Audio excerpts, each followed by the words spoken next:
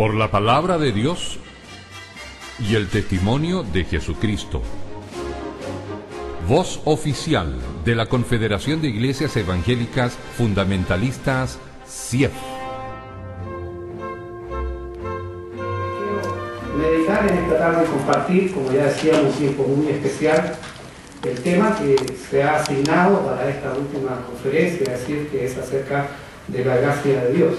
Así que quiero invitarles para que ustedes abran sus Biblias y ubiquen la epístola del apóstol Pablo a Tito. Y ahí la palabra del Señor dice de la siguiente manera: porque la gracia de Dios que trae salvación a todos los hombres se manifestó. Y más adelante, en Tito, capítulo 3, el verso 7, dice: para que, justificados por su gracia, seamos hechos herederos según la esperanza de la vida eterna. Leeré una vez más ambos versículos. Porque la gracia de Dios que trae salvación a todos los hombres se manifestó, para que, justificados por su gracia, seamos hechos herederos según la esperanza de la vida eterna. Oremos. Amantísimo Padre y buen Dios, Señor, delante de tu presencia te damos la honra y la gloria. Y te agradecemos, Señor, por esta oportunidad en que has reunido, Señor, a tu pueblo para festejar la obra que tú has hecho en medio de los tiempos.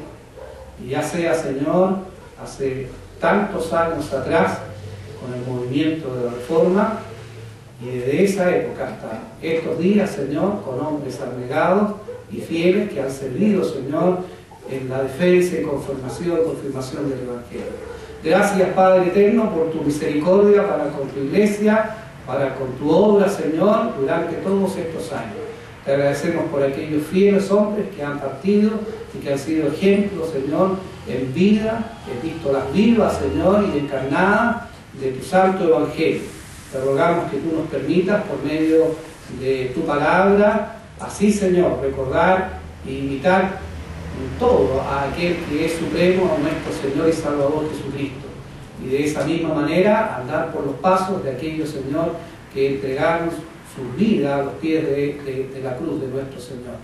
Ahora te rogamos, Señor, en esta hora, que tú seas abriendo nuestros corazones y tu espíritu sea obrando en ellos, de tal manera que tu palabra sea gratificante, sea refrescante a nuestra vida y también produzca renovación, Señor, a nuestras mentes y a nuestras vidas espirituales.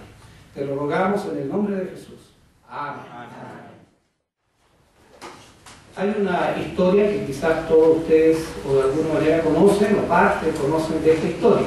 Se trata acerca de aquel clérigo llamado John Newton. Bueno, este era un clérigo a quien la iglesia anglicana le consideró con una mediana cultura, entre comillas, y porque no tenía estudio universitario. Y además no le entregó, sino muy entrada su vocación ministerial, un cargo en una parroquia, porque tenía algo que a la iglesia anglicana no le gustaba mucho y que era muy amigo de los grupos metodistas en la Inglaterra de aquellos años. Entonces fue rechazado en sus primeros años, ¿verdad?, en su ministerio, y ya muy entrado su vocación, gracias a un conde, él pudo después recibir una designación en una parroquia. Pero John Newton quedó en la historia porque en el primer año del año 1773 se hacía un culto de oración, y este hombre leyó un poema que dice de la siguiente manera, y ustedes se van a acordar inmediatamente de qué se trata. Este poema decía: sublime o asombrosa gracia, cuán dulce el sonido que salvó a un desgraciado como yo. Alguna vez estuve perdido, pero ahora me ha encontrado. Estuve ciego, pero ahora veo. Esta es la traducción original de esa estrofa y de ese hermoso himno que todos nosotros conocemos, ¿verdad? Sublime gracia, o Amazing Grace, ¿verdad?, en inglés. Este poema fue publicado muy posteriormente, en el año 1779, y a la fecha, ¿verdad?, se transformó en uno de los himnos tradicionales de la iglesia protestante, y ha sido cantado millones de veces y citado en muchas ocasiones. Es quizás uno de los himnos más populares de la himnología protestante. Quizás digo, ¿verdad?, porque hay muchos sin duda dentro del diccionario de himnología universal, que es el protestante. Fue el himno escogido, por ejemplo, en el avivamiento de los Estados Unidos.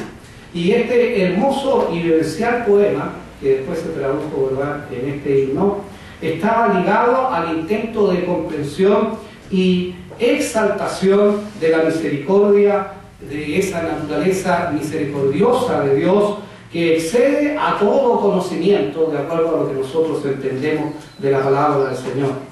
Y especialmente dedicado a la asombrosa gracia de Dios, citada emblemáticamente, como ya sabemos, ¿verdad?, en el periodo de la Reforma. Pero es poco conocido que junto al poema, John Newton engrilló el peso de las Sagradas Escrituras, y junto al poema, hay fotocopias de ello, ¿verdad?, colocó en manuscrito, ¿verdad?, una meditación bíblica que se basó en el libro de las primeras, las Crónicas, capítulo 16, que dice: y entró el rey David y estuvo delante de Jehová y dijo: Jehová Dios, ¿quién soy yo y cuál es mi casa que me has traído hasta este lugar? Y aún esto, oh Dios, te ha parecido poco, pues que has hablado de la casa de tu siervo para más lejos, y me has mirado como a un hombre excelente, oh Jehová Dios. Esta porción destaca la reacción del rey David al anuncio profético de que sería bendecido con la herencia eterna por medio del cumplimiento del advenimiento de Jesucristo, el Mesías. El rey David, comprendiendo la indignidad y la calidad de su persona absolutamente opuesta a la santidad de Dios, se pregunta: ¿quién soy yo? ¿Quién soy yo para recibir esta asombrosa dádiva? Newton, que escribió este poema y colocó esta porción bíblica, se sintió claramente interpretado por la expresión bíblica. Algunos que conocen de la vida de este hombre saben que su vida fue una vida totalmente corrompida, lejana de Dios, en desobediencia absoluta, y llegó hasta lo más profundo del pecado, tal cual como él mismo da testimonio de su propia vida. Quizás todos lo conocen en solamente una parte, que ha sido un poco tergiversada también respecto a su actividad política, pero la verdad es que lo más lejano estuvo de tener una mayor influencia en la política, más allá de lo que él quiso relacionado con la esclavitud. La verdad es que su principal trabajo fue el trabajo en el orden espiritual. Escribió una gran cantidad de himnos además. Este hombre había sido y sentía en su propio corazón que estaba absolutamente lejano a Dios. Su vivencia, su experiencia hacía comprender a lo más profundo de su ser que él, al igual que el rey David, no tenía ni un mérito y era absolutamente indigno de lo que Dios podía hacer para con su vida.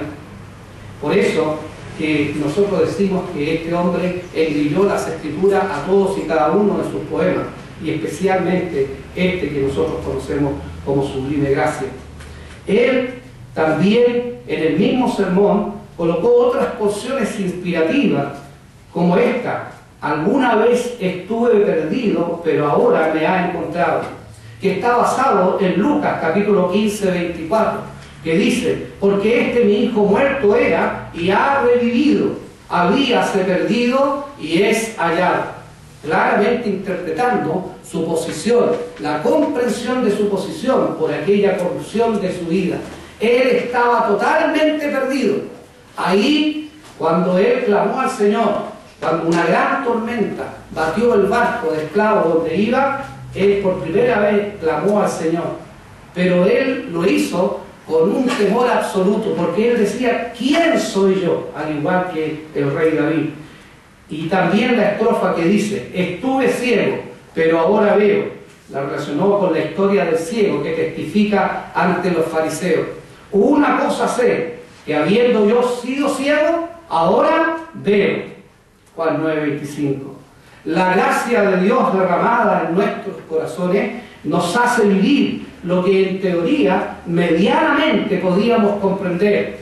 Es el engranaje indispensable para la vida consagrada y de renovación permanente de los que somos hijos de Dios. La gracia es también la memoria necesaria para recordar nuestra posición frente al Creador y Todopoderoso Dios. La gracia es la que alimenta el gozo de la salvación. Y créanme, hermanos, que es necesario en estos días que nosotros, al igual que aquellos que vivieron con la gracia y que comprendieron cabalmente el sentir de esta doctrina, así lo hicieron. Una cosa muy hermosa, podemos ver que en las pruebas, particularmente en las pruebas, podemos ver que la gracia sobrepasa cualquiera de la más gran prueba en la cual nosotros pudiéramos. Por eso que Pablo dice, 3 veces te he pedido por esto.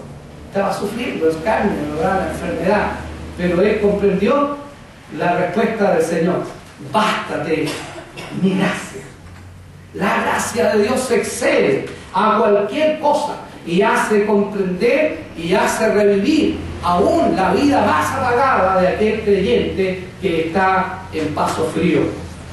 Es necesario recordar nuestra posición ante Dios y su gracia inefable. Bien lo señaló la escritura que inspiró el poema de Newton. Estábamos muertos, perdidos y lejanos de Dios. No había nada que hacer por nosotros mismos para disolver tal condición. Aún más, entendíamos, al igual que todos aquellos héroes de la fe, que éramos indignos de Dios y de su favor.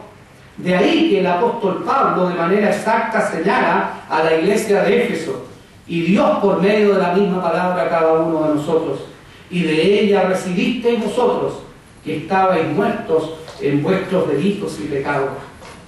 Qué importante es recordar cuál era nuestra condición antes que fuéramos parte de esta maravillosa gracia. La posición del hombre ante Dios sin gracia es irremediablemente de un fin destructivo y eterno. Sin Dios, sin Cristo, sin esperanza. La epístola de los Efesios continúa diciendo en el verso 12 y 13 que en aquel tiempo estabais sin Cristo, alejados de la República de Israel y extranjeros a los pactos de la promesa, sin esperanza y sin Dios en el mundo. Mas ahora en Cristo Jesús, vosotros que en otro tiempo estabais lejos, habéis sido hechos cercanos por la sangre de Cristo. Qué condición más maravillosa es la que nos presenta y recuerda la gracia. Por eso que decíamos, podemos estar aquí reunidos, pero no somos cualquier persona. Estamos con el gozo, la alegría de ser hijos de Dios por esa asombrosa y sublime gracia de nuestro Señor. Este es una magnífica ocasión, sin duda, hermano, para recordar la esencia de este principio fundamental que habla acerca de la degradación total del hombre a causa del pecado y gozarnos en la herencia que disfrutamos a causa de la gracia inefable de Dios. Cuando celebramos el Día de la Reforma, debemos reconocer que es un excelente momento para que nuestras vidas recuerden que si estamos aquí hoy, cercanos en un mismo cuerpo en Dios, es por su sola gracia, misericordia y obra perfecta de redención en Cristo Jesús. El creyente fiel nunca debe olvidar esto, y es un deber agradecer y reconocer permanentemente en oración a nuestro Padre Celestial el gran don de su